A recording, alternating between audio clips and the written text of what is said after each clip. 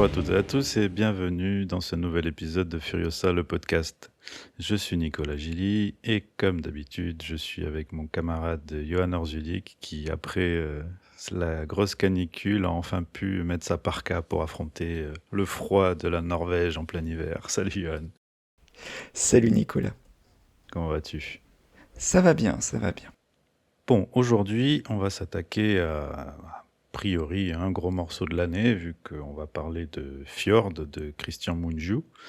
Donc Fjord, aucun rapport avec un éventuel biopic du créateur du fameux yaourt, mais il s'agit de la dernière Palme d'Or du Festival de Cannes, donc la seconde pour Christian Mungiu, quelques années après 4 mois, 3 semaines, 2 jours. Alors Fjord, c'est un film qu'on va catégoriser là comme ça vite fait de drame social. Peut-être un peu plus complexe que ça, mais bon, c'est histoire de lui mettre une étiquette. En gros, c'est l'histoire d'une famille roumano-norvégienne. Donc le père est roumain, la mère est norvégienne, les enfants sont de nationalité roumaine, qui émigrent en Norvège. On ne sait pas trop pourquoi, mais bon, bref, ils émigrent en Norvège. C'est une famille donc catholique traditionnaliste qui se retrouve dans un pays où la laïcité a une très grande place. Et ça va être le début de problèmes par rapport à l'éducation des enfants, etc.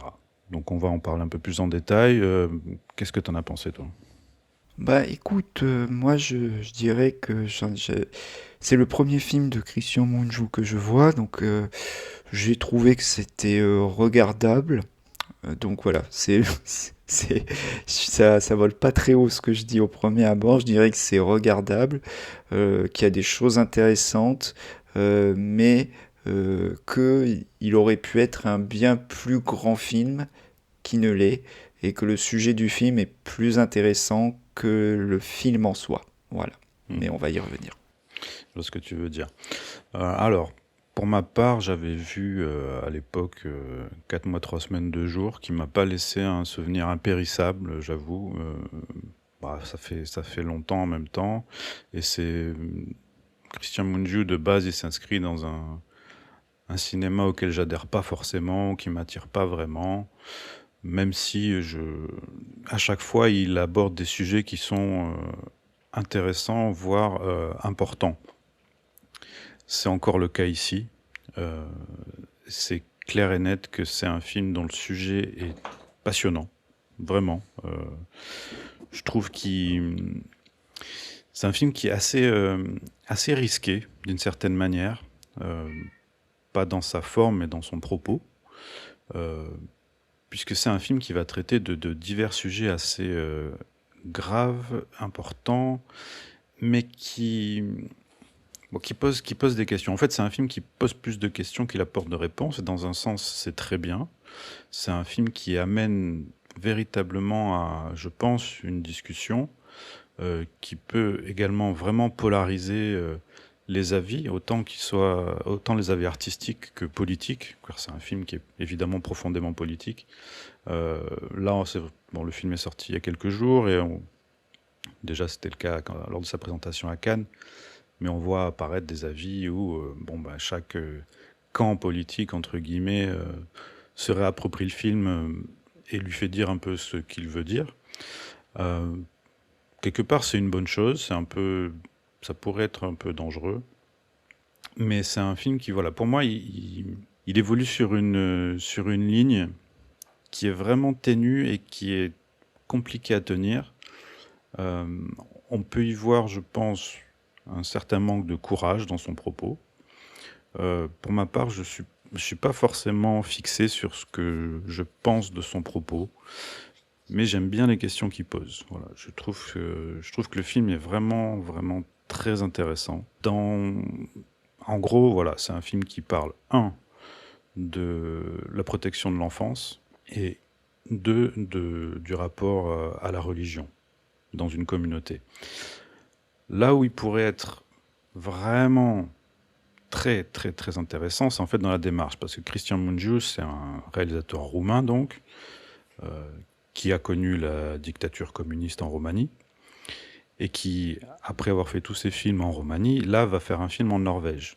Donc il y a quelque chose d'assez intéressant dans le fait qu'un cinéaste d'une autre nationalité, d'une autre culture, va poser un regard sur une institution assez spécifique d'un autre pays.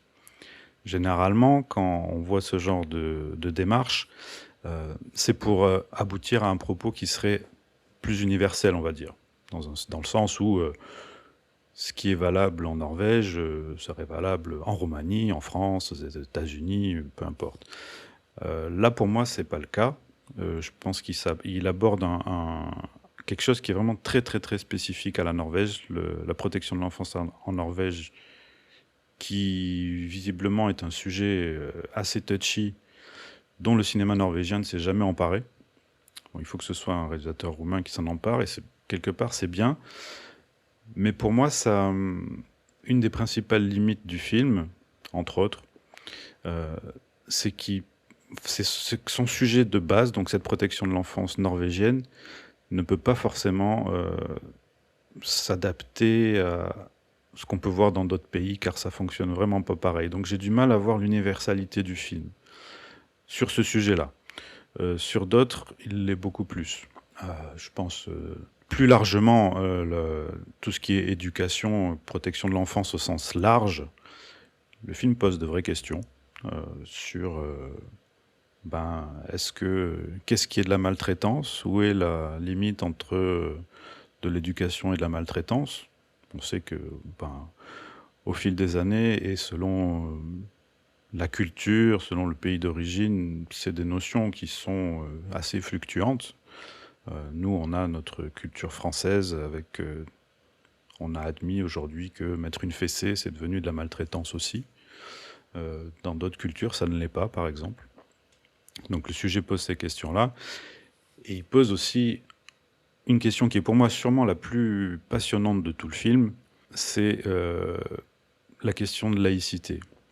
Alors, je m'explique. La laïcité, c'est un principe qui est... Personnellement, c'est un principe fondamental d'une société. C'est très bien.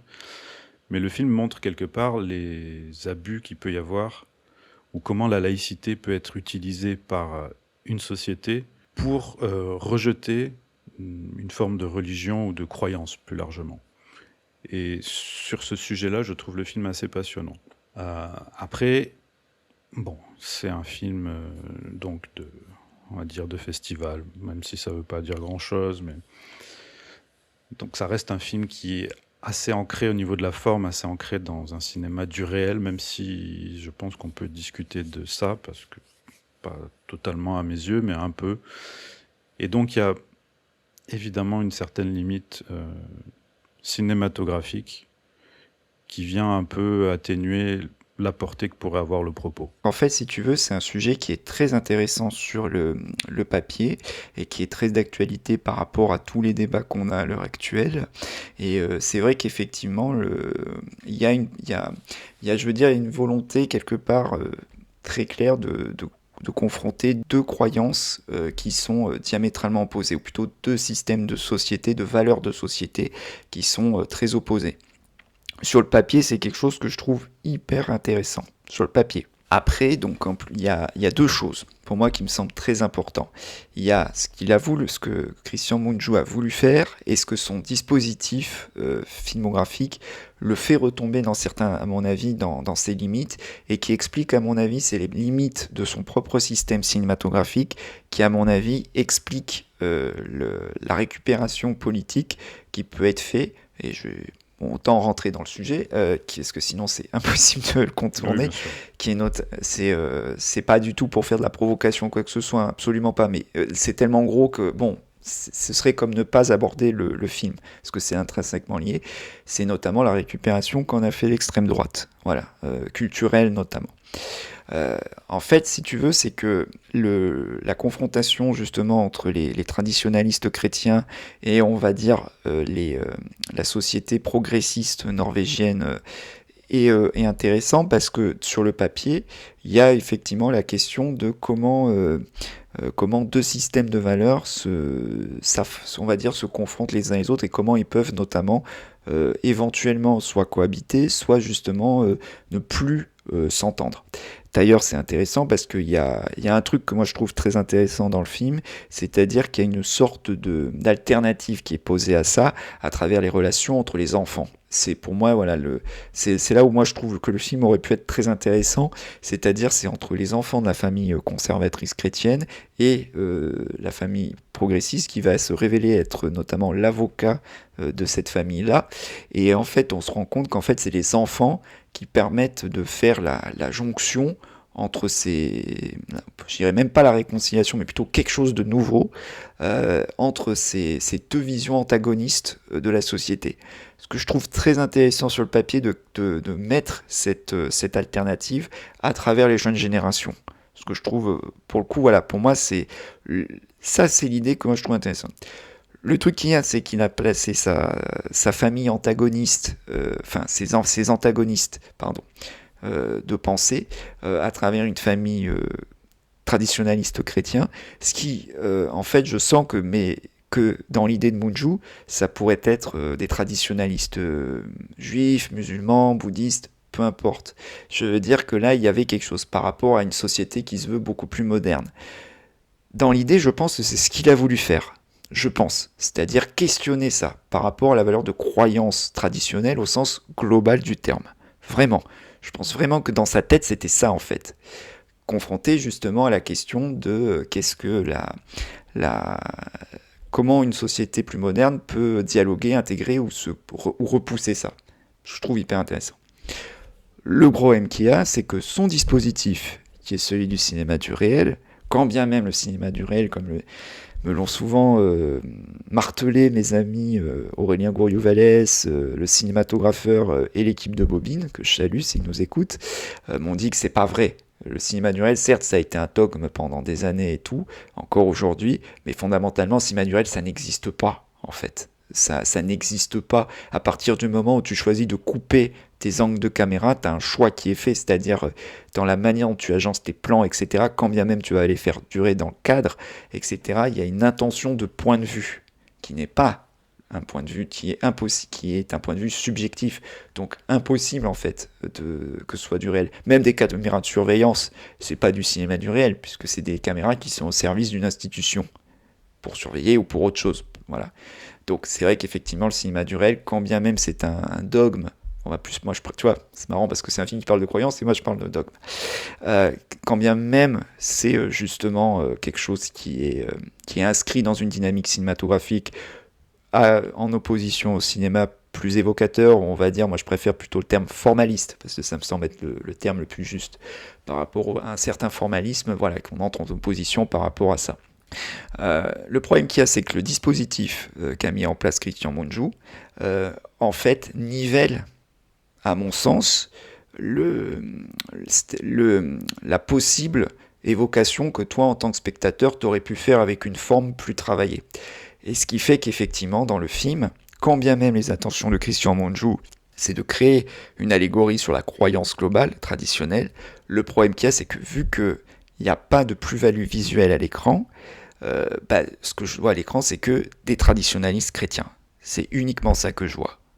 Rien de plus qui pourrait me faire dire, par la manière dont il cadre, la manière dont il éclaire, la manière dont il les met dans l'espace, etc., dont il joue sur les dynamiques entre les acteurs dans le cadre et tout, qui pourrait me faire croire qu'en fait le film peut toucher à quelque chose, à défaut d'être plus universel, de plus évocateur. Voilà.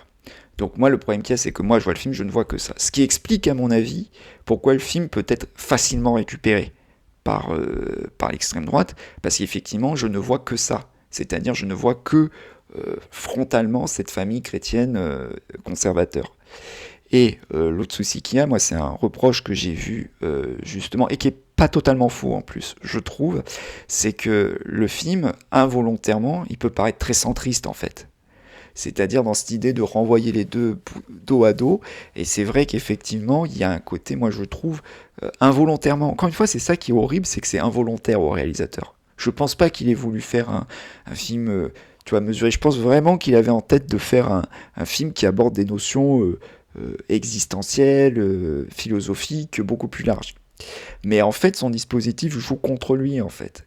Et donc, quand je disais un film centriste, c'est-à-dire qu'il y en a qui me disent, oui, mais faut quand même être honnête, vu qu'on ne voit que c'est qu'une famille chrétienne, le problème qu'il y a, c'est que quand je dis chrétienne, c'est au sens ce que te renvoie l'image. Comme j'ai expliqué, encore une fois, c'est la manière dont l'image est construite qui ne te permet pas justement un sens plus évocateur qui aurait pu être, qui pourrait aborder d'autres notions de croyances traditionnalistes. Et donc inscrire le film dans un débat, dans une réflexion plutôt, beaucoup plus grande en fait, et beaucoup plus intéressante intellectuellement, humainement, philosophiquement.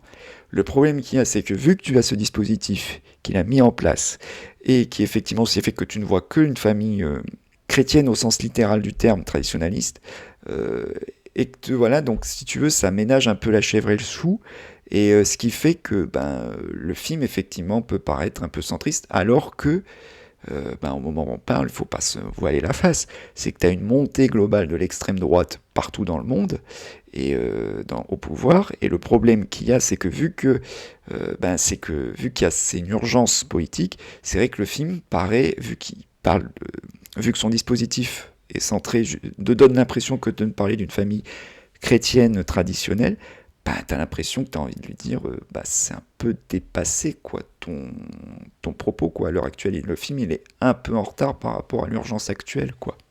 Donc c'est vrai qu'effectivement il y a un côté comme ça qui malheureusement pour moi plombe le film. Or il y a quand même, moi je trouve quand même des choses intéressantes. Il y a deux choses qui à mon avis expliquent que fondamentalement, quand bien même c'est pas mon style de mise en scène, je dirais vraiment plutôt d'approche visuelle, je préfère dire ça, qui fait que malgré tout j'ai regardé le film avec un certain intérêt, ou plutôt que j'ai été captivé. Il y a deux choses. La première, c'est pour moi il a un script qui est quand même très carré, c'est-à-dire qu'en fait il a un script qui est travaillé dans ses fonctions de personnage, avec une vraie évolution, une vraie dramaturgie qui va crescendo et qui amène un enchaînement logique par rapport au débat qu'il veut amener, et qui en fait arrive dans une seconde partie à un film de procès, et qui pour le coup est très bien amené en fait, c'est-à-dire que fondamentalement le script, et c'est un vrai, je veux dire, c'est un script qui est solide, vraiment, dans sa dramaturgie, etc. L'autre qualité, et effectivement je pense que c'est aussi ça qui a fait que, alors je sais pas si c'est ça qui est le point de jonction entre ce que j'ai malgré tout trouvé le film captivant et le fait que le film a l'air quand même de s'adresser un tout petit peu à un plus large public que les précédentes réalisations de Munju, c'est le casting, ou plutôt l'interprétation. C'est vrai qu'effectivement, Sebastian Stan, que moi je n'ai vu par exemple que dans les Marvel, que dans Le Soldat de l'Hiver et tout, c'est vrai qu'il est vraiment génial. C'est-à-dire qu'il est vraiment excellent. J'ai vraiment pas été... Tu m'aurais dit c'est le même acteur que dans Winter Soldier, je l'aurais absolument pas capté. Donc ça confirme qu'effectivement, c'est vraiment un acteur qui peut vraiment tout jouer. Moi, on m'avait dit en plus du bien, alors j'ai pas vu le film, c'est pas le film sur Donald Trump, moi c'est plutôt la mini-série Pas même Tommy, de Craig Gillespie, où il fait Tommy Lee, où on m'a dit qu'apparemment aussi il était excellent. Et la seconde, c'est effectivement Renate Reinsve, j'espère avoir bien dit son nom, qui vraiment joue la mère traditionnelle de manière... elle est juste. J'ai pas d'autres mots. Ça fait 3 films que je vois d'elle cette année, donc entre celui-ci, Backroom et Julie en 12 chapitres que j'ai rattrapé. Ce qui est intéressant, c'est que je trouve que c'est pas c'est-à-dire que c'est pas une actrice, comment dire, qui est dans la flamboyance, mais c'est pas non plus une actrice qui est dans la fadeur. C'est une actrice qui joue juste. À chaque fois, elle joue de manière différente, mais juste. Il y a un jeu chez elle que je trouve intéressant, c'est qu'en fait, elle a une approche très immersive, en fait, de ses protagonistes, ce qui fait que, j'ai pas d'autre mot à dire qu'elle joue juste à chaque fois. Les différents rôles dans lesquels qu'elle a pu tenir dans des registres différents, et en fait, tu sens qu'elle est au service vraiment du personnage qu'elle joue. Et je pense qu'à mon avis, c'est vraiment ces deux-là qui tiennent, on va dire, qui permettent au film d'avoir un minimum d'âme à l'écran. Et en ça, à mon avis, je pense que le fait que c'est quand même maintenant des stars d'envergure internationale, ou du moins des acteurs qui ont une envergure internationale, je me demande si la volonté de Christian Mungiu en les engageant, c'était pas justement de faire un film qui soit plus axé à un public beaucoup plus large, en sachant que le film en plus a été racheté par Néon. Bon, c'est une production Vincent Maraval, qui est un habitué des palmarès cannois, ça pose question. Mais voilà, je veux dire, je pense qu'en fait, c'est peut-être ça qui a fait que le film reste malgré tout captivant. Par contre, c'est vrai qu'effectivement, je me suis quand même posé la question, parce que ça fait quand même le deuxième film récompensé à Cannes ces dernières années, où on a un film de procès, et qui aborde des sujets contemporains. Le précédent, c'était Anatomie d'une chute. Et en plus qui crée un espèce d'engouement autour de lui. Donc je me demande deux choses. Soit effectivement, est-ce que c'est bien qu'il y a une volonté des gens de se questionner sur des thématiques contemporaines à travers le film de procès, parce que c'est vrai que c'est un genre extrêmement évocateur, moi que j'adore en plus quand c'est bien fait. Bon, le boss, ça restera toujours Sidney Lumet, hein. Et c'est vrai qu'effectivement, quand je voyais la seconde partie de Fjord, je me dis, ça manque de Sidney Lumet, quoi. Ça manque d'un Sidney Lumet à la réalisation, qui lui était clairement qui lui aurait amené un débat comme ça d'ordre philosophique en fait, et qui aurait rendu le truc beaucoup plus passionnant, alors que Sidney Lumet, pareil, lui a une mise en scène qui est très immersive, qui se fait pas voir, mais qui en fait est extrêmement travaillée. Et c'est vrai qu'effectivement, je pense qu'à mon avis, le film de procès à l'heure actuelle, dans les deux cas, aussi bien Anatomie d'une chute que Fjord, ça, on va dire, à mon avis, c'est un bon réceptacle par rapport à ce que les gens de différents bords politiques, humains, peu importe, s'en charge, se questionnent. C'est une bonne catharsis par rapport à ça. Après, moi, ce que j'avais lu comme retour, c'est bien sûr Fort Anatomie d'une chute, c'est qu'on me disait que la manière dont était traité dans les deux cas, et d'ailleurs il y avait des parallèles qui sont intéressants, je trouve, mais il me disait que c'était un peu facile l'axe du film de procès dans les deux cas, et qu'on pouvait retomber un peu dans ce qu'on appelle le bourgeois gaze, en fait, c'est-à-dire cette espèce justement de truc centriste un peu rassurant, plutôt que d'assumer un point de vue qui, quand bien même il ne comble pas, il ne rassemble pas, au moins soit beaucoup plus personnel et osé et évocateur. C'est vrai qu'effectivement, quand je vois Fjord, je parlais de Sidney Lumet, mais on est quand même très loin de ça. On est très loin de ce qu'on aurait pu avoir dans d'autres cinématographies politiques engagées. Je pense notamment au cinéma italien des années 70, et je suis encore désolé de revenir dessus, de ce qui se fait à l'heure actuelle dans le cinéma du sud de l'Inde, notamment tamoul. Et c'est vrai que quand je vois ça et je compare à ce que je vois, bon, c'est quand même, voilà, c'est gentillet, quoi. Voilà. Mais par contre, il y a aussi autre chose qui me semble très important de parler, c'est que je me dis que le même script entre les mains d'un autre cinéaste, et c'est marrant parce que j'y pensais en sortant de la salle, t'aurais mis le même script, mais mis en image par Rodrigo Sorogoyen, qui a déjà abordé d'ailleurs un sujet à peu près similaire, et moi je trouve de manière beaucoup plus pertinente, avec Asbestas, qui est aussi une confrontation entre deux systèmes de pensée, deux systèmes de valeurs à l'heure actuelle, etc., que je trouve d'ailleurs beaucoup plus intéressant, quand bien même on peut lui trouver des limites. Mais cinématographiquement et humainement, c'est beaucoup plus intéressant, moi je trouve, que Fjord. Et l'autre problème que j'ai, c'est que, alors, la mise en scène de Mungiu, c'est tout le temps les mêmes valeurs de cadre. C'est tout le temps des plans américains, c'est tout le temps, au mieux, quelques gros plans. C'est vraiment, je trouve, le film très pauvre cinématographiquement. Je trouve que c'est vraiment limite je pose ma caméra, et puis effectivement, et ça je pense aussi qu'il arrive quand même, ça c'est quand même une force quand même que je peux pas lui enlever au film, qu'il arrive à captiver, c'est parce qu'il a deux super acteurs dans le cadre et un script qui est quand même suffisamment soigné pour que tu y adhères. Donc ce qui fait que même s'il y a des plans séquences, tu y adhères facilement.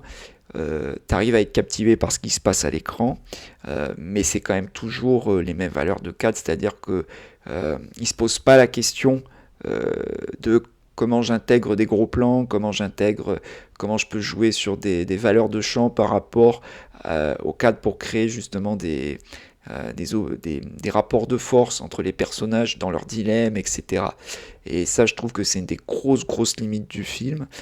Quand bien même, effectivement, sur la fin, t'as une idée de plan séquence qui est pas mal parce elle est significative. T'as une mise en scène qui est beaucoup plus signifiante, effectivement, dans les derniers instants du métrage, qui vient notamment du fameux plan séquence, bah, qui est l'affiche du film, en fait, où ils sortent et tout, et où, en fait, t'as la caméra qui fait un travelling arrière, donc de leur point de vue pour entrer dans une voiture dans laquelle ils vont justement qu'ils vont prendre pour s'enfuir en fait. Et ça c'est une petite idée que je trouve intéressante, mais c'est vrai que bon, le problème qu'il y a, c'est que les échelles de cadre sont les mêmes tout le temps pendant tout le film. Je vois où il veut en venir parce qu'il veut créer on va dire une immersion du réel. C'est un peu ce qu'on peut voir d'ailleurs dans certains documentaires. Mais un documentaire, c'est différent d'un film de fiction. Et, euh, et autant, tu vois, je vais prendre un autre exemple. Tu vois, c'est dans le document, tu vois, même dans un documentaire, sujet qui n'a rien à voir, mais j'y pense parce que je l'ai vu récemment. C'est le concours de Claire Simon. Donc qui est un documentaire sur la Fémis, qui reprend, on va dire, pareil, tu vois, le même système d'immersion, c'est-à-dire on va laisser respirer les plans, etc. Mais je trouve que c'est beaucoup plus efficace dans un documentaire, déjà parce que tu as la notion même de documentaire qui est inscrite même dans ta mémoire quand tu vas voir un film comme ça, plutôt que dans un cadre fictionnel, qui aurait pu être intéressant. Mais si tu veux, voilà, je trouve qu'en fait c'est très limité dans un cadre fictionnel par rapport justement à, à ce que le film aurait pu être. Voilà, c'est-à-dire avec un bien meilleur, une bien meilleure confiance dans le langage cinématographique. Voilà. Et une bien meilleure confiance et une bien meilleure compréhension qui aurait permis justement au film d'atteindre la pleine mesure de ce que je pense qu'il a essayé d'aborder sur un point de vue plus philosophique. Voilà. Je serais un peu moins radical sur la forme du film. Je vois ce que tu veux dire, hein. Mais pour moi, il y a quand même une vraie recherche esthétique dedans qui l'éloigne d'une mise en scène qui singerait le documentaire.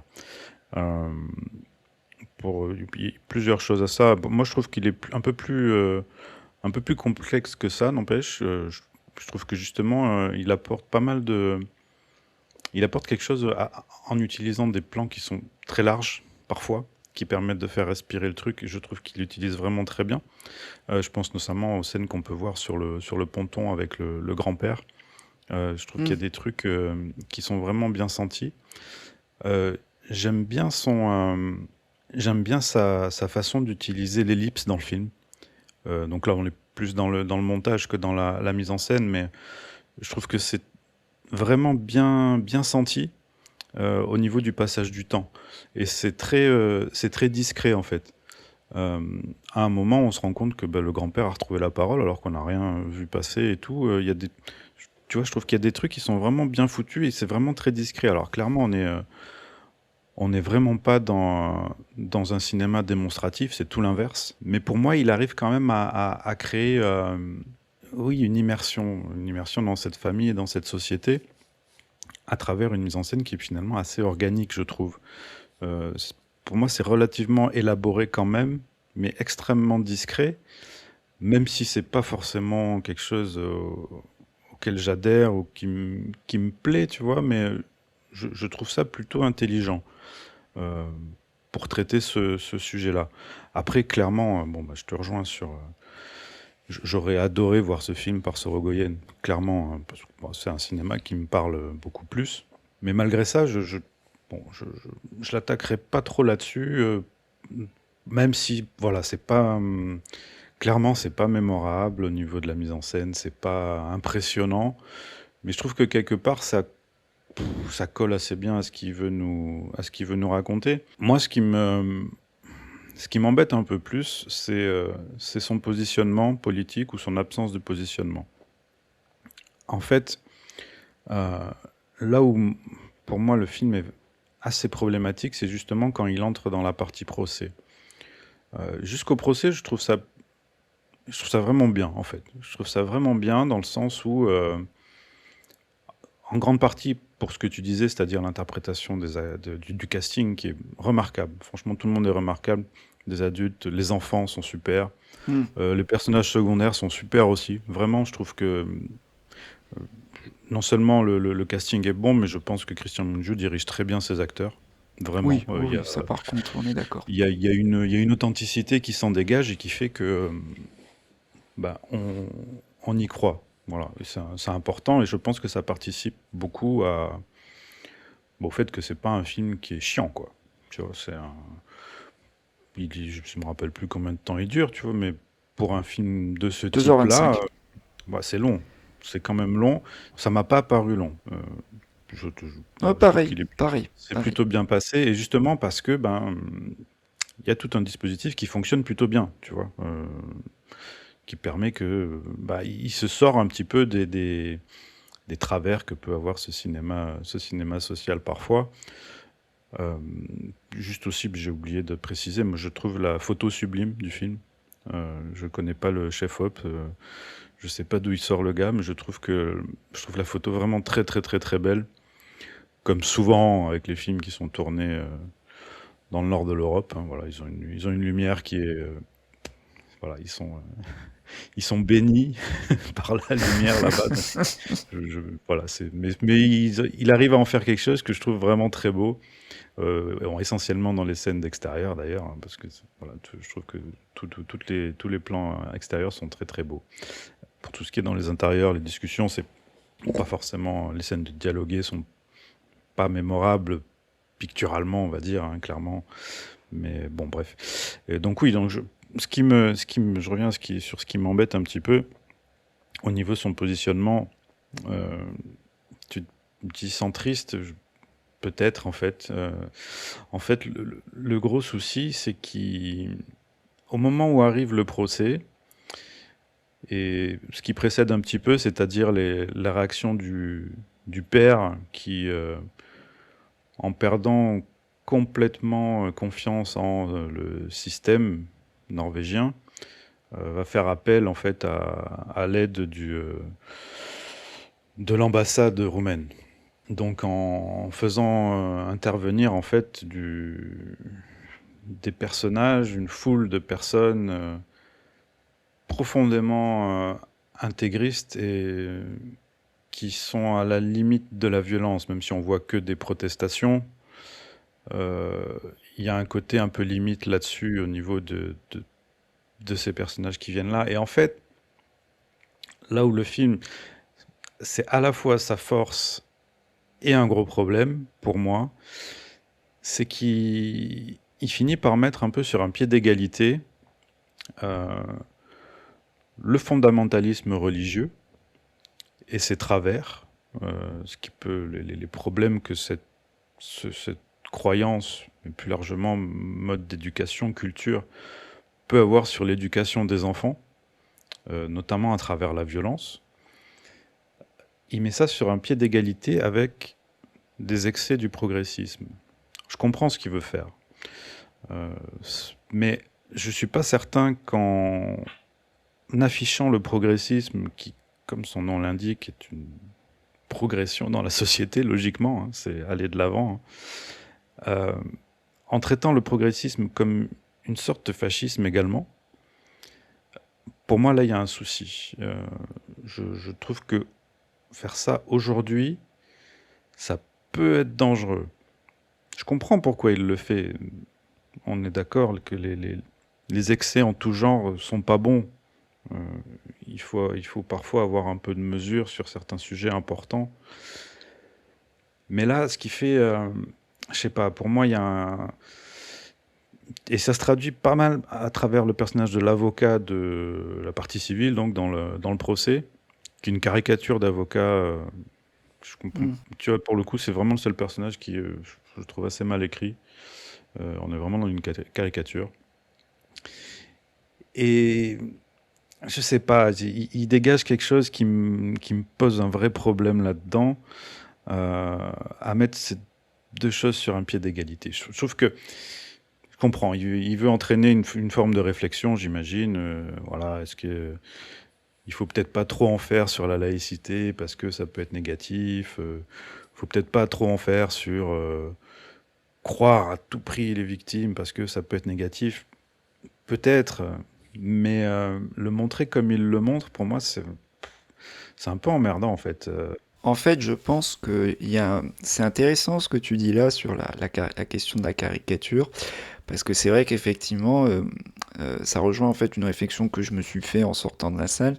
Si tu veux, par rapport à la manière dont il dépeint la famille conservatrice religieuse, bon, on va pas se mentir, quand tu voyais une famille, nous, vu notre âge et tout, pour nous, au cinéma, les chrétiens fondamentaux, on peut le dire, les chrétiens traditionnalistes, voire extrémistes, pour nous, je pense que dans notre tête, c'était des archétypes comme la mère d'Ankari ou James Woods et Kathleen Turner dans Virgin Suicide. Tu vois ce que je veux dire? C'était ou même on a baigné dans cette imagerie-là, tu vois. On a baigné dans cette vision archétypale de la religion chrétienne fondamentaliste, qui était d'ailleurs très liée au fondamentalisme chrétien aux États-Unis notamment. C'est vrai que nous, on a baigné dans cette imagerie-là. Ça, c'est clair. Et c'est vrai que moi, quand je suis sorti de la salle, je me suis dit, c'est marrant parce que sa famille traditionnelle religieuse, il le traite pas comme ça en fait. Alors que ça aurait pu, dans d'autres mains, je pense que quelqu'un l'aurait traité de cette manière-là en fait. Tu vois, de manière un peu over the top, etc. Et c'est marrant parce que je trouvais que justement, il faisait pas ça en fait. Alors, je pense, c'est assez marrant, tu vois, parce que d'un côté, je me suis dit, est-ce que ça aurait pas été plus intéressant d'en faire une caricature, mais en fait de retourner la caricature, enfin l'archétype de manière subversive et tout, ça aurait été peut-être plus intéressant. Mais non, en fait, je me dis c'est cohérent. Et par contre, c'est vrai que autant il tombe pas dans ce travers pour la famille traditionnaliste chrétien, autant il le fait, comme tu le dis très bien, dans l'avocat. Et ce qui pose, à mon avis, la question de comment tu gères des personnages entre d'un côté une captation du réel, que s'il se voudrait plus proche du réel d'une description documentaire de us et coutumes, et la manière dont tu mets en contrebalance ça avec un personnage qui se répond plus à un archétype voilà, comme le cas de l'avocat progressiste, parce que il est caricatural, mais en plus de ça, en fait, c'est typiquement ce que tu vois dans le genre du film de procès, le procureur qui veut justement, qui ne lâchera jamais jusqu'à ce que qui en fait est une figure antagoniste souvent dans les films de procès, et parce que c'est un procureur et qui en fait lui ne lâchera pas tant que la famille ou les condamnés seront accusés. Donc je pense qu'en plus ça rejoint en fait ce que je disais sur les problèmes de perception que l'on a justement par rapport justement à la manière dont il a conçu son film en fait. Je Hmm. pense. Je Ouais, pense qu'il ouais. s'est... Mais après, tu vois, le truc, c'est que autant ça m'embête un petit peu parce que dans un sens, il y a un moment pendant le film ou pendant le procès justement où tu as l'impression qu'il fait le procès du progressisme. Hmm. Euh, je trouve qu'il y a un moment où le film bascule un petit peu. Il arrive plus à tenir sa ligne en fait de neutralité. Je C'est ça. trouve, hein. Après, Je, tout, peut-être que c'est ma perception, j'en sais rien, mais je trouve qu'il dérape à un moment. Il dérape dans un côté un peu réac. Mais je comment dire, je vais équilibrer ça en fait, dans le sens où, en même temps, il est aussi extrêmement critique quelque part envers la façon dont cette famille, mais ça c'est avant le procès, la façon dont cette famille finalement a tendance à faire dans le prosélytisme. Et c'est là où le film, il arrive à avoir un équilibre pendant un bon moment, quoi, hein. Mais on voit quand même que c'est une famille qui a envie de recréer une communauté religieuse, qui s'est installée dans un pays où elle, au-delà de s'inscrire dans la communauté religieuse qui est déjà en place, notamment à travers le personnage de la mère, qui est là à offrir la Bible à une personne qui est en deuil. Donc il y a ce côté, il y a ce côté qui est intéressant, je trouve. Il n'est pas là à dire, il dit pas que c'est bien d'être traditionnaliste et que c'est pas bien d'être progressiste. Mais il dit, enfin, il critique les deux, euh, comme si, tu sais, c'est ce qu'on peut entendre des fois en politique, que hmm. les extrêmes se valent, quoi. Euh, bon, moi, je suis pas forcément d'accord avec avec Moi cette non notion plus. que tous les extrêmes se valent, voilà. Moi non plus. Même Moi non profondément plus. pas d'accord. Et du coup, bon, c'est encore une fois, voilà, ça reste de la perception personnelle peut-être, hein, mais pour moi, il y a un souci d'équilibre là-dedans. Je trouve ça dommage parce que, bah, en fait, il- il- même si, bon, à 90% du temps du film, j'ai pas l'impression qu'il me fait la leçon. Ça va, tu vois, je trouve justement, il arrive à garder une certaine neutralité qui est essentielle pour moi quand tu traites ce genre de propos, de sujet, pardon. Mais à un moment, il me l'a fait un petit peu. Et là, ça m'embête. Et c'est là où, en effet, dans les mains d'un autre cinéaste, qui serait en plus plus élaboré au niveau de sa façon de faire du cinéma, tu parlais de Sorogoyen, je suis d'accord, on peut parler aussi d'un mec comme Stefano Solima. C'est pas juste parce que c'est une lubie, c'est que c'est quelqu'un qui est capable de traiter des sujets touchy euh, sans te faire la leçon. Et en gardant la distance nécessaire, en fait, euh, sans te dire tout ça c'est dangereux. Non, il te dit c'est comme ça, et voilà, démerde-toi avec, et c'est très bien.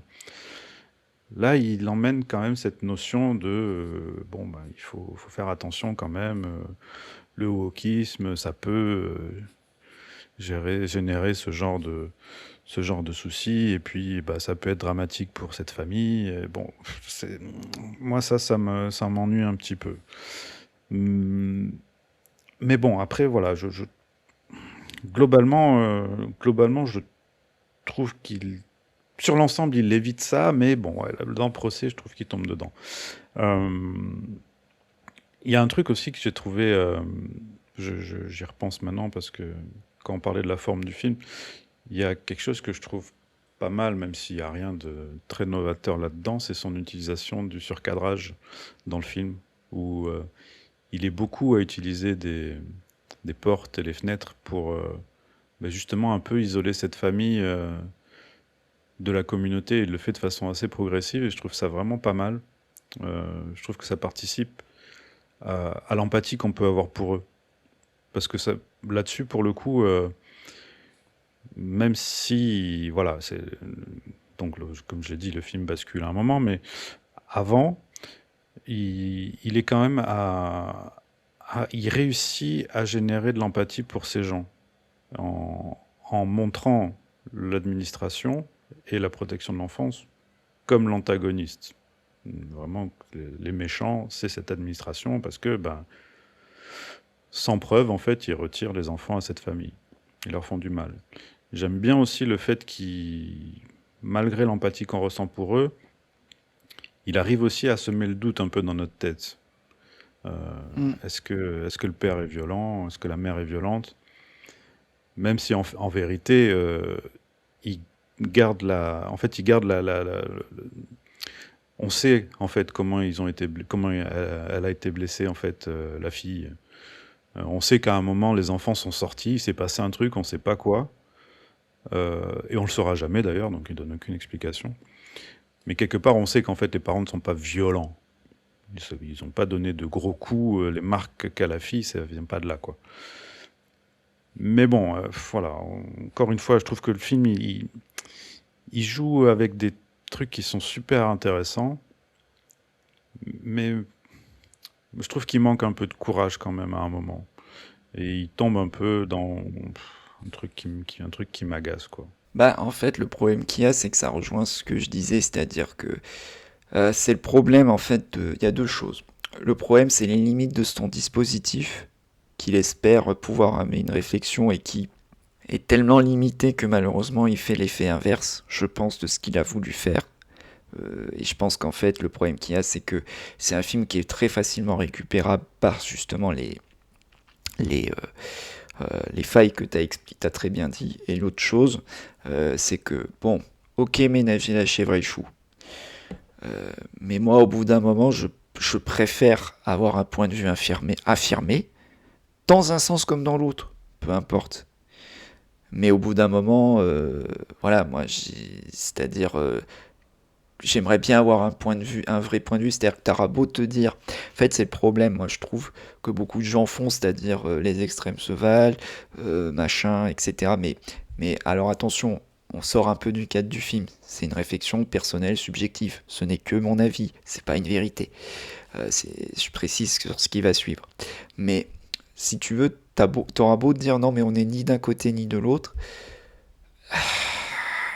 Au final, tôt ou tard, tu vas finir par... parce qu'en fait, tu prétends être au-dessus de tout ça, quelque part. Mais au final, de tous ces trucs, de tous ces conflits, mais en fait, non. Quelque part, tu peux pas prétendre être au-dessus de tout ça, c'est impossible. Tu peux prendre du recul, c'est même vital, mais tu pourras jamais te dire que non, non, moi je suis au-dessus de tout ça, et voilà, j'ai mon point de vue qui est de dire je vous mets d'un côté de l'autre, etc., vous êtes tous pareils. Non, c'est même pas une question de malhonnêteté, c'est une question de refus de la réalité pour le coup. Parce qu'au bout d'un moment, c'est que je préfère, tu vois, à la rigueur, je préfère euh, d'un côté comme de l'autre. Tu vois, tu parlais de Solima, tu vois, dans un registre différent, tu vois, je parlais de cinéma indien parce que c'est plus, voilà, cinéma qui est, quand il est bien fait, voilà, mais je préfère, va plus d'un côté, on va dire, à gauche, entre guillemets, les clichés politiques, mais aussi les films d'extrême droite, voilà, donc moi je préfère à la rigueur un mec qui assume son point de vue, quand bien même il va se mettre comment dire, quand bien même d'un côté ou de l'autre, il peut se mettre à dos une partie de son public, mais au moins il assume. Il a une subjectivité, un point de vue affirmé, par rapport à ses croyances, par rapport à ses convictions, mais au moins il les assume. Il ou elle les assume. Il a une personnalité. Je préfère ça que ce que je vois dans Fjord, c'est de tenter de ménager les chèvres et les choux, mais au final, tu retombes dans des travers que tu prétends éviter. Parce que Oui, fondamentalement, tu ne peux pas te mettre au-dessus, tu ne peux pas te prétendre te mettre au-dessus de thématiques pareilles. C'est impossible. C'est impossible. d'autant plus que Munju, en interview, j'ai lu quelques trucs, il se dit progressiste, donc il a un vrai point de vue, si tu veux, il a un vrai positionnement, et je comprends quelque part qu'il veuille dénoncer les excès d'un Bien progressisme sûr, qui on peut peut tomber dans comprendre. l'absurde, c'est vrai, bien sûr que ça peut tomber dans l'absurde. Le problème, c'est que quand c'est une question de balance, quoi. Euh, Mm. c'est bien de montrer les excès qu'il peut y avoir, même par rapport à tes propres convictions, Bah, c'est les mais questionner. bien sûr, C'est questionner il tes faut les questionner, convictions c'est et intelligent. c'est intelligent de questionner. Mais Mais là, le vas-y, problème, c'est continue. que moi, j'ai l'impression qu'il se laisse embarquer, en fait, dans le procès de ses propres convictions, et que du coup, il joue un peu, il marque Oui, un peu mais un c'est but ça. contre son camp, quoi. Non, mais c'est ça le problème, c'est justement la question, c'est le problème je pense, du cinéma dans lequel il s'inscrit. Parce que même sans parler justement de ce sujet-là, mais on va pas se mentir, c'est un truc qui revient très régulièrement de ce type de cinéma-là. Je veux dire, c'est souvent des films très moralisateurs, pas tout le temps, mais je veux dire, régulièrement, on va pas se mentir, c'est des films très misérabilistes, très moralisateurs, qui te disent quoi penser. Quand bien même ils prétendent justement, c'est ça qui est très ironique sur ce cinéma-là, en général, c'est que c'est souvent des films qui se disent objectifs, proches du réel, mais qui te disent, avec un peu de moralisation à outrance, ce que tu devrais penser. Et souvent, en fait, si tu regardes bien, tu sais, à une époque, c'était de dire c'est des films de gauche caviar, tu vois, c'était le truc qui revenait souvent. Mais en fait, au final, non. Enfin, non, enfin, entre guillemets, c'est. Mais en fait, plus le temps passe, plus tu te dis, mais en fait, c'est du cinéma de centriste, quoi. C'est Oui, effectivement, oui, c'est c'est pour ça, ça que tu oui. vois, c'est du cinéma de centriste, c'est-à-dire c'est presque du Macron quelque part, tu vois. Enfin, j'irai pas jusque-là, mais il y a un côté un peu comme ça, tu vois. Donc c'est un cinéma de droite, voilà. C'est un cinéma de droite quelque part. Mais au moins, j'aime préférer qu'ils assument. C'est pas une question. Moi, encore une fois, c'est pas la question de est-ce que le type ou la nana pense comme moi. Ça, je m'en fiche. Mais au bout d'un moment, tu peux pas te cacher tout le temps indéfiniment sous prétexte assume, assume ton point de vue, tes convictions, ton point de vue, parce que au cinéma, que ce soit au cinéma, en musique, en littérature, tout ce que tu veux, Je viens voir un point de vue. Je viens voir une personnalité. Je viens voir un truc humain. Parce que sinon, non, attends, je suis désolé. Ce que je veux dire par là, ça n'a aucun intérêt. Sinon, de ménager chez Richoux. C'est Bah, ça fade. dépend, non, non, ça dépend comment c'est fait. Là-dessus, moi, Oui, perso, Sidney Lumet, par exemple, encore une fois. je viens pas voir un point de vue. Je m'en fiche de son point de vue. Concrètement, hein. Hmm. Moi, je préfère qu'il me fasse me questionner moi-même Oui, sur mais mon point de vue questionner par rapport à ce qu'il n'implique me pas montre. l'absence de point de vue. Oui, oui, Questionner c'est n'implique vrai. pas l'absence de point de vue. Oui. Mais s'il n'y en C'est a pas, ça que je veux dire. c'est pas grave. Le souci là, c'est pas tant qu'il a pas de point de vue, il en a un. C'est juste que, en faisant l'autocritique de son point de vue, qui transparaît pour moi, hein, clairement, euh, il se plante un peu là-dessus. Il se plante parce que, en faisant cette Oui, autocritique, qui est ça saine, devient un procès. attention, elle est Oui, saine, il en fait le procès. Et c'est touchy, quoi. Voilà, il se tient une balle dans le pied. bah ouais, ouais, ouais. Pour moi, ouais. Ben Et non, mais c'est ça qui est c'est là con, où... parce que je trouve ça dommage. Je trouve ça dommage. Parce Ben, que, ouais, je trouve que... Et c'est pas pour rien que le film se fait, en effet, comme tu dis, récupérer par l'extrême droite. Parce qu'il est... Pas tout le film, attention, mais la partie, encore une fois, procès, il la sert sur un plateau d'argent à l'extrême droite. Voilà. Il dit, voilà, les abus du wokisme, c'est ça. C'est on détruit des familles pour leurs croyances. ben, Et c'est ça, c'est ça. con. Et mais c'est le problème, en fait, si tu veux. C'est-à-dire que... euh, en fait, c'est le problème, en plus. C'est là où moi, je regrette le film que ça aurait pu être. Parce que il y a un grand film dedans. C'est ça le pire. Oui. Ah oui, C'est oui. que pour le coup, il y a clairement un grand film dedans. C'est qu'en fait, vu que s'il est limité par son dispositif, tout de suite tu vas avoir la famille chrétienne. Mais comme je disais, s'il y avait quelque chose de plus évocateur, tu aurais pu transférer ça justement sur d'autres religions, d'autres croyances, et par extension, questionner ta notion de croyance par rapport à un autre système de croyance. Tu vois ce que je veux dire? La croyance en la religion, la croyance religieuse, la croyance spirituelle, par rapport à une croyance, entre guillemets, sociale ou Oui, sociétal. sociétale, Oui, bien sûr. et la manière dont cette dernière peut également, quelque part, être une conviction, c'est aussi une croyance. C'est-à-dire, par hasard, cette année, on a eu quand même beaucoup de films qui parlaient de croyances. Oui, Euh, bien sûr. on a eu, c'est quand même un sujet qui revient quand même souvent hein, cette année, hein, exprimé de différentes manières. Alors, que ce soit dans l'Odyssée, que ce soit dans Disclosure Day, que ce soit dans Scarlet, enfin voilà, il y en a quand même pas mal cette année des films qui parlent de ça. Donc je pense qu'en fait c'est un sujet que les gens ont besoin, dans l'inconscient collectif, a besoin d'exprimer. Après, moi, de toute cette vague, c'est le plus faible. Ouais, je suis d'accord. C'est le plus faible parce qu'en plus, je trouve que moi, il y a un souci qu'il n'y avait pas les trois autres. Et c'est pas une question de... L'un c'est parce que c'est du péplum, l'autre c'est un film de SF, l'autre c'est un film de Dark Fantasy. C'est absolument pas ça. Mais c'est que la différence majeure, et qui pour moi fait que les trois films, quoi qu'on en pense, l'Odyssée, machin, sont plus pertinents à l'heure actuelle, c'est que c'est des films qui mettent la croyance, quelle qu'elle soit, face au chaos du monde. Tu vois, il y a la question du chaos du monde dans lequel on vit. Là, j'ai l'impression que... Où est le chaos du monde? Il l'est peut-être d'un point de vue métaphorique avec l'avalanche, qui Oui. d'ailleurs menace à la fin de tomber justement sur un havre de paix, qui a été construit à la fin avec l'école, etc. Et qui est très Mais Ruben Östlund dans l'esprit, je trouve. bon, c'est quand même plus intéressant que du Ruben Östlund, quand même, Oui. enfin, que ce que j'ai vu de Oui, Ruben oui. Östlund. Ouais, mais c'est Mais ce que je... l'avalanche. Il a réussi Mais un truc c'est... dans sa carrière, Ruben Östlund, c'est l'avalanche. On pense à lui. Mais si tu veux, encore une fois, ouais, mais il y a que ça Ouais. à la fin. Tu vois ce que je veux dire? Tu Ouais, mais vois, parce qu'en fait, le truc, c'est qu'il cadre trop son film dans un truc très spécifique.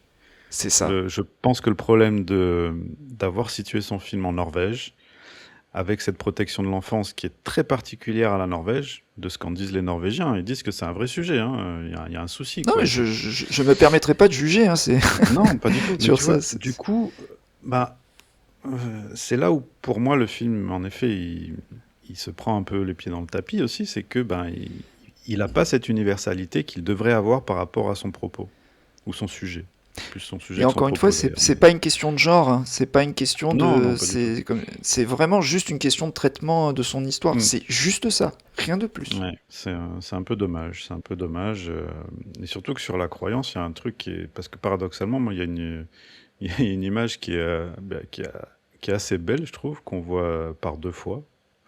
Et je sais pas trop ce qu'il veut me dire par ça, avec ça au niveau de la croyance. C'est à un moment quand les enfants ils vont faire une sortie en bateau, la fille de la famille donne l'impression de marcher sur l'eau. Elle dit que c'est un truc, machin. Et à la fin, le dernier plan du film, c'est sa copine, donc qui était pas croyante, euh, et qui marche aussi sur l'eau quelque part en observant le bateau qui s'en va. Je trouve ça très beau. Je sais absolument pas ce qu'il veut me dire par là, si tu veux. J'ai du mal à raccorder ça au reste du film. Mais bon, je trouve ça joli. Bah écoute, je vois pas ce que je pourrais dire d'autre, si ce n'est que ce que j'ai dit et redit, c'est dommage. Voilà, Ouais, c'est ouais. pas inintéressant, mais c'est dommage. Et euh, ça, en fait, le problème qu'il y a, c'est que ça prétend parler de sujets très contemporains et très actuels. C'est sincère, hein. Je pense que c'est un cinéaste sincère dans ce qu'il cherche à Oui. exprimer, Oui, oui, oui. mais il est très limité à mon point de vue et ça lui fait rater sa cible au point que malheureusement ça peut, voilà, c'est malheureusement je peux comprendre, enfin comment dire, pour moi le film ménage tellement la chèvre et le chou que malheureusement comment dire, c'est trop confortable pour moi. Voilà, Ouais, c'est non, mais je alors, comprends. confortable, mais dans le, tu vois, quand je dis confortable, c'est pas genre me mettre mal à l'aise par rapport à mes croyances, c'est pas ça. C'est juste trop confortable d'un point de vue, c'est pas ça du tout ce que je veux dire. Ce que je veux dire, c'est que c'est confortable dans les réflexions que ça amène, en fait. Mm. Ouais, mais pareil, moi je trouve que là où le Confortable film... et au final, bah, comme tu dis, qui prête le temps, le bâton pour se faire récupérer par d'un côté. Ouais, Voilà. mais complètement. C'est là, en fait, pour moi, et je pense qu'on est d'accord là-dessus, c'est que ce film, il aurait dû, parce qu'il nous parle à nous, à nos convictions, hein, parce que je pense que Oui, toi comme moi, on est plutôt progressiste dans l'idée. Euh, faut que je l'assume, il aurait dû oui. nous mettre, oui, non, mais c'est pas un problème, au contraire. Il aurait dû nous mettre mal à l'aise. Le truc, c'est je vois les questions qu'il se pose, sauf qu'il parvient pas à me les faire me poser à moi. C'est ça. Et encore une Je, fois, c'est une question de je cinéma. remets pas du tout en cause mes convictions après l'avoir vu. Alors Non, qu'il aurait mais dû. alors, non, mais Et tu je pense vois, que c'est ce qu'il aurait voulu. bah, tu vois, c'est triste à dire, mais questionner, remettre en question mes convictions, ou du moins les questionner, bah, même sans ce film-là, je peux déjà me le faire. Et Non, ça non, bien m'arrive sûr, c'est d'ailleurs pas de me ça, le hein, faire. c'est pas ça. C'est pas ça que je veux dire. C'est que c'est pas. Le film, en fait, il n'arrive pas à toucher à son but. Moi, j'aime bien quand je vois un film qui me fait me remettre en question, même si je le fais moi-même par ailleurs. C'est pas ça la question.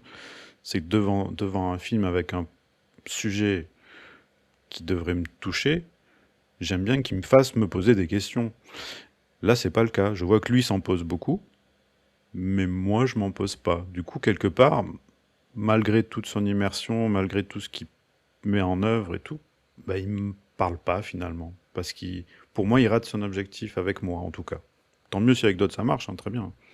Mais bon, je trouve que le film, voilà, il est intéressant, son sujet, il est intéressant. J'espère que ça fonctionnera avec des personnes, hein. C'est probablement le cas, hein, vu qu'il a une palme d'or. J'imagine que le jury s'est senti touché, tu vois. Mais voilà. Ouais, mais bon, c'est...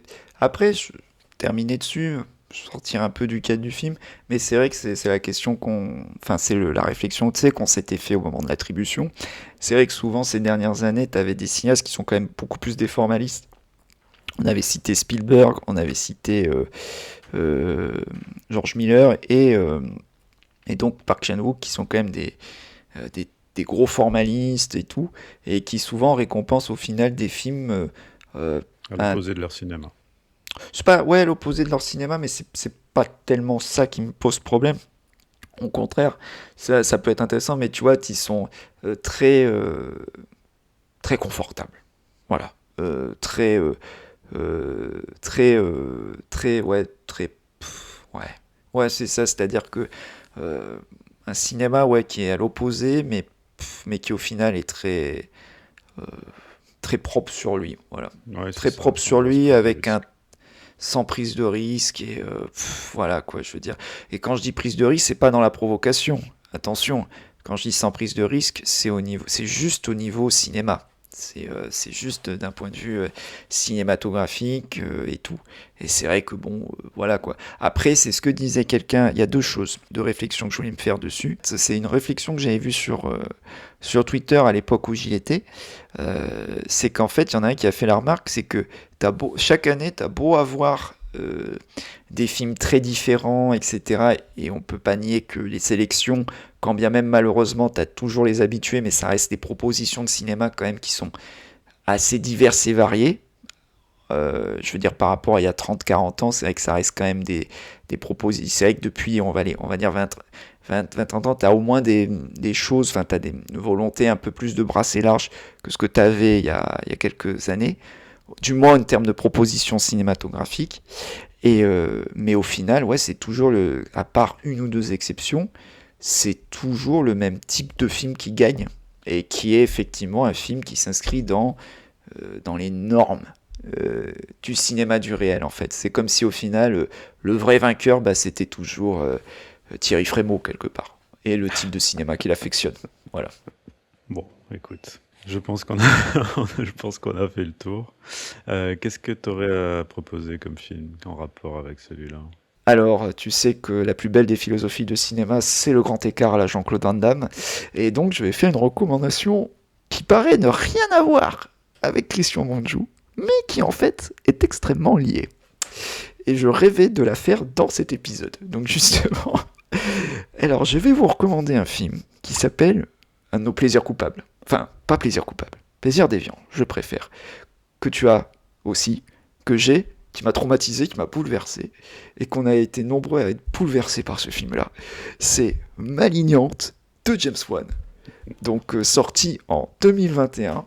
Et si je le recommande, donc pour faire très simple, c'est si vous ne l'avez pas vu, donc c'est l'histoire donc d'une femme qui s'appelle Madison et qui en fait est victime de violences conjugales et qui justement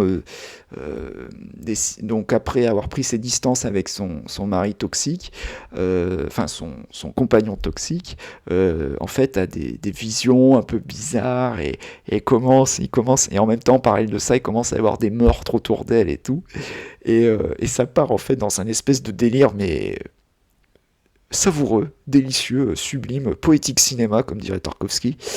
Et en fait, donc, c'est donc pourquoi je le recommande, c'est parce que la personne à l'origine du film, c'est une actrice qui s'appelle Ingrid Bisou, qui est donc à l'origine de l'histoire de Malignante, qui a un petit rôle dans le film et qui en fait a coproduit, si je dis pas de bêtises, derrière le film. Alors, pour faire très simple, quel est le rapport avec Christian Manjou? C'est qu'en fait, cette actrice, donc, qui est une actrice roumaine qui a démarré sa carrière en faisant de la figuration sur Blood Rain du V-Ball, a croisé la route de Christian Manjou, qu'il a pris sous son aile et qu'il a invité, donc, donc, dont sa carrière a été lancée vraiment par Christian Manjou, donc notamment sur, si je dis pas de bêtises, c'est Conte de l'âge d'or, voilà. Donc voilà, et en fait, ce qui fait qu'elle a après tourné dans pas mal de films dits d'auteur, et en fait, le pinacle de ça, ça a été Tony Erdmann en 2016, donc qui a eu des prix à Cannes, et après, ça lui a valu donc de démarrer une carrière américaine, donc notamment donc en tournant pour La Nonne, donc un des spin-offs du Conjuringverse, et c'est sur ce film-là qu'elle a rencontré donc son futur mari James Wan, et donc ça a été donc sa compagne, et puis c'est sa muse, tu vois. Donc, tu vois, c'est comme Tim Burton, il a eu Lisa Marie, Dario Argento, il a eu Daria Nicolodi, tu vois, James Wan, il a eu Ingrid Bisou. Et en gros, donc, c'est elle qui a eu l'idée de Malignante, en fait. Et en fait, elles ont. Donc, en fait, c'est un vrai. Comment dire, c'est le film de leur histoire d'amour. Voilà, c'est le film de leur histoire d'amour. Et depuis, donc, elle collabore régulièrement avec James Wan, etc. Et donc, ça a donné lieu, donc, à, voilà, donc ce grand pétage de plomb qui est Malignant de James Wan. Donc, rien que pour ça, on peut dire merci Christian Monjou. Voilà, quelque part, il a permis la naissance d'un d'un des plus grands pétages de plomb de ces dernières années. Donc voilà, Malignante, James Wan. Merci Christian Mungiu, 2 palmes d'or et une influence sur Malignante, c'est beau. Alors pour ma part, je vais faire rapide parce qu'on est déjà, on a fait déjà beaucoup trop long. Je vais vous conseiller un film que j'avais pas aimé quand je l'avais vu. Voilà, c'est bizarre de conseiller un film comme ça, mais c'est le cas. Que j'ai revu un peu à la hausse le temps passant, c'était La Chasse de Thomas Vinterberg. Alors c'était un film que j'avais vu à Cannes, c'était en 2012, hein, il était en compétition. C'est un film qui est assez mal aimable. Euh, c'est vraiment un drôle de film qui met assez mal à l'aise, quoi. Et qui en fait, le temps aidant, je l'ai revu à la hausse parce que je trouve qu'il capte assez bien un truc qu'on voit aussi dans Fjord, c'est la force de la communauté pour mettre au ban de la communauté justement un personnage ou une famille. Dans le cas de La Chasse, c'était un professeur qui se retrouve accusé de pédophilie. Sujet lourd, hein, comme toujours avec Thomas Vinterberg, qui n'est pas le plus rigolo des réalisateurs danois. Et donc c'était avec Mads Mikkelsen qui jouait le professeur en question. Et c'est un film qui est vraiment qui plonge comme ça dans le processus de harcèlement, de mise au banc de la société d'un personnage qui est désigné comme coupable.